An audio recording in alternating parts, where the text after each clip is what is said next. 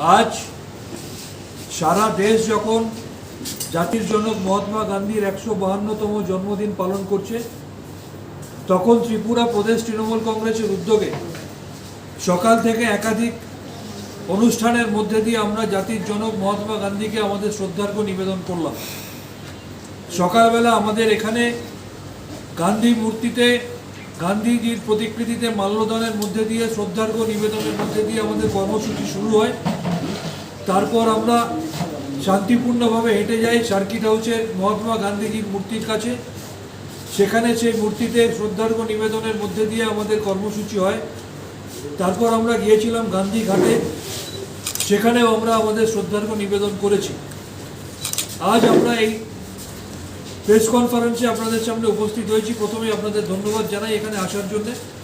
এখানে একদম আমার পাশে আশিস লাল সিং থেকে শুরু করে, মামুন খান থেকে শুরু করে, শক্তি প্রতাপ সিং থেকে শুরু করে, দেবাশিস থেকে শুরু করে, বাপ্টু চক্রবর্তী, দেবব্রত বাবু, অমিত বাবু সহ এখানে সকলে উপস্থিত আছে।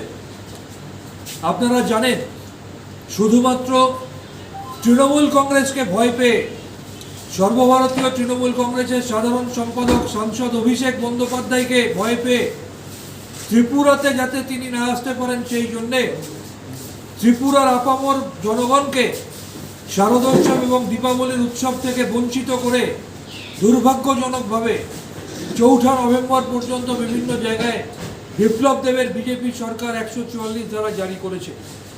অত্যন্ত দুর্ভাগ্যের। পশ্চিমবাংলার মতো ত্রিপুরার মানুষেরও অন্যতম শ্রেষ্ঠ উৎসব দুর্গোৎসব, তারা মা দুর্গাকে ১৪৪ ধারা জারি করে দিয়েছে, তারা মা কালীকে ১৪৪ ধারা জারি করেছে শুধুমাত্র তৃণমূল কংগ্রেসকে আটকাবার জন্যে।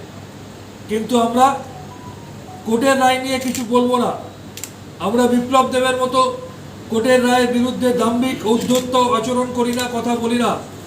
আমরা শান্তিপূর্ণভাবে রাজনৈতিক বার্তা মানুষের কাছে পৌঁছে দিই।